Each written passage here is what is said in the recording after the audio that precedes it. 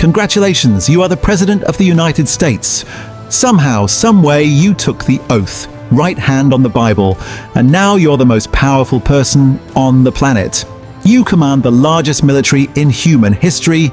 You have a nuclear arsenal that could end civilization sitting in a briefcase a few feet away from you at all times. Your signature can change the law of the land. But there's a problem. Everyone knows, every single American knows your face, your voice, your name. There are people outside the gates right now. Hundreds of them. Some with signs supporting you, some with signs telling you to go to hell, some just standing there filming. This makes you nervous. But you're the president, so there's a system for that. You get the Secret Service. Not 2 guys, not a dozen. A full detail, armed, trained, rotating around the clock, with snipers on the roof you never even see. They clear every room before you walk in. They taste your food. They know your schedule better than you do. You didn't ask for any of it. You don't get a say. Your Honda Civic is gone the second you're sworn in. Now it's the Beast, an armored limousine that weighs 20,000 pounds, with tires that run flat, a sealed oxygen system, and enough steel to stop a rocket-propelled grenade. You don't drive it. You never will again. You are driven. You move into the White House. 6,000 square feet, 132 rooms, and for the first time in your life, you don't pick the wallpaper. A team decides that. A team decides almost everything now. 96 staff members work the residence alone. Ushers, chefs, florists, maids, engineers who keep the boiler running in a building older than the country's electric grid. You have a valet who lays out your suit every morning. You didn't hire a single one of them. They were already there before you moved in, and they'll be there after you leave. Now you've got real power, so you start using it. You sign an executive order on your first day, and it's covered live on every network. You call the Situation Room for a briefing, and 30 people who know more about the world than you do sit around a table waiting for you to make the call.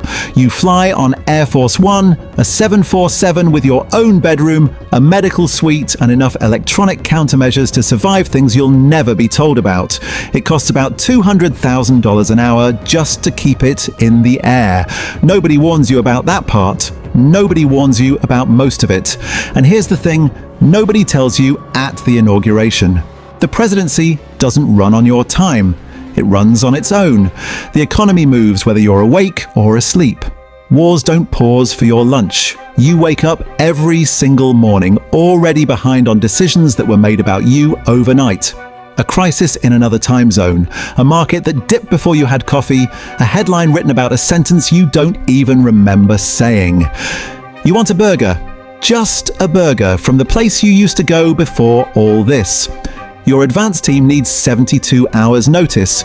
Streets get shut down. Snipers take position on rooftops you didn't know existed. When you finally walk in, every conversation stops. The kid behind the counter's hands are shaking. Somebody in the corner is filming you over their milkshake. You get your burger. It tastes the same.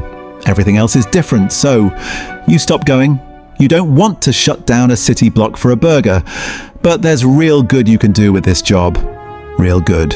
You push a bill that puts money into rural hospitals, into veterans care, into schools that haven't seen new textbooks since the Clinton administration. Cable news covers it for about a day and a half. Then the opposition finds an angle, and by Thursday the story isn't the hospitals. It's the cost or the process or a line in the bill somebody's chief of staff didn't read closely enough. You did something good. Half the country doesn't believe you. It's not the strangers that wear on you the most, though. It's the people you already knew. Your phone used to ring with your buddies wanting to grab a beer. Now it rings with senators, lobbyists, foreign ministers, and campaign donors who all want 5 minutes and a photo. The friends from before start to go quiet. Some just stop texting. The ones who still do sound careful now, like they're picking every word before it leaves their mouth, because anything you say to them could end up leaked to a reporter by Monday. You invite your old college roommate to Camp David for the weekend.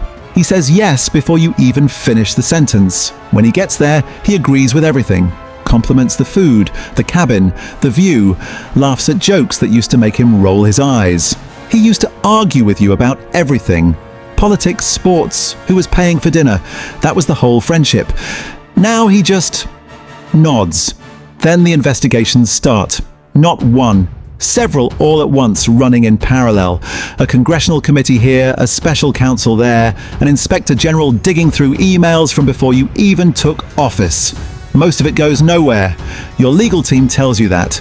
They use the word baseless so often it stops sounding like a real word. But every single one costs money, costs time, costs a headline. You didn't do anything wrong in most of them. Doesn't matter. When you're the president, everyone with a grievance and a lawyer lines up. Because you are the biggest target in the country and always will be. Your approval rating becomes a number you check the way other people check the weather. 62%, 44%, 31% after a bad week. It doesn't move because of who you are. It moves because of gas prices, because of a storm nobody could have stopped, because of a soundbite clipped out of context from a speech you gave at 6 a.m. after 4 hours of sleep.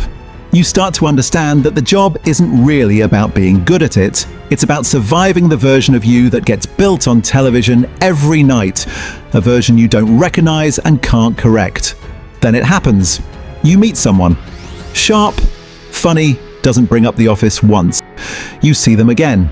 3 weeks in, it feels like something real. Then the questions start. Not from you, from everyone else. Opposition research, background checks run by your own staff before you even get a second date, because anyone close to you is now a national security consideration. The relationship becomes a briefing item. It doesn't survive the process. You watch it end, not because either of you wanted it to, but because there was never a version of normal left for it to happen in. 2 weeks later, a tabloid runs the story anyway. Grainy photos. A source close to the White House. You didn't leak it. They didn't leak it. Somebody on staff, somebody in the room, somebody who saw an opportunity and made a call.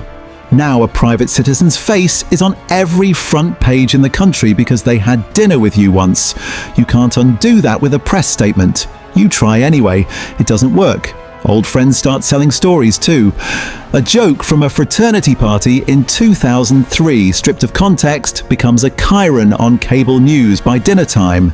People who've never met you now have a strong opinion about who you are, based on 20 seconds you don't even remember. Your communications team tells you the same thing every time. Don't respond. Responding always makes it worse.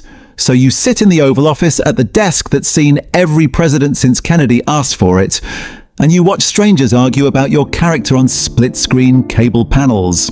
Your mum calls on a Sunday. She sounds the same as always. Asks if you're eating enough. Tells you about the neighbour's dog getting into her yard. For 10 minutes your shoulders drop and you almost forget what your life has become. Then she mentions your brother. He didn't ask her to bring it up. He never would. But things have been tight for him since the local paper ran his name too, since people started treating him different at the hardware store because of who he's related to. He didn't sign up for any of this, neither did she. She's got Secret Service parked outside her house now, at her age, at her own front porch, and some mornings she says it feels less like protection and more like she's under arrest. You fly the family in for Thanksgiving on a government plane, and your brother sits at the far end of the table, talks to the cousins, the in-laws, anyone but you. When you try to catch his eye, he looks at his plate. He leaves before pie. A week later, your mom calls again, quieter this time. She tells you he said something to your uncle, that the family hasn't been the same since the campaign started, that he lost something the day you won. She's not taking sides, she's just telling you because she doesn't know what else to do with it. Meanwhile, the job keeps running, whether your family's okay or not. A hurricane hits the Gulf Coast and you're airborne within the hour, in boots, on the ground, shaking hands with people who lost everything, and it's the most useful you've felt in months. Then you're back on the plane, back in the bubble, back to 7 briefings before noon. Somewhere around 2 a.m. you can't sleep. The residence is dead quiet.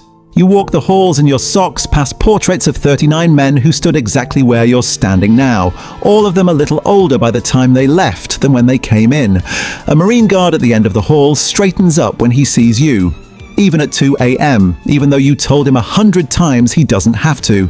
You step outside onto the Truman balcony. The sky over Washington is the same sky you used to look at from the bleachers back home, watching Friday night football, worrying about nothing bigger than whether your team would cover the spread. Same stars, same silence if you can find a minute of it. Everything underneath them just got a lot heavier. You go back inside. Tomorrow there's a briefing at 7, a bill signing at 10, a press conference at 2, and a call with a world leader at midnight your time. Morning theirs. The Secret Service does a shift change outside your door. New faces replace the old ones, same as they do every 8 hours, every single day, for as long as you hold this job. 96 staff keep the house running. Thousands more keep the country running. And somewhere in the middle of all of it, at the desk in the Oval Office, is the one seat nobody else in the building is allowed to sit in. You are the most powerful person in the country. You are also most nights the loneliest.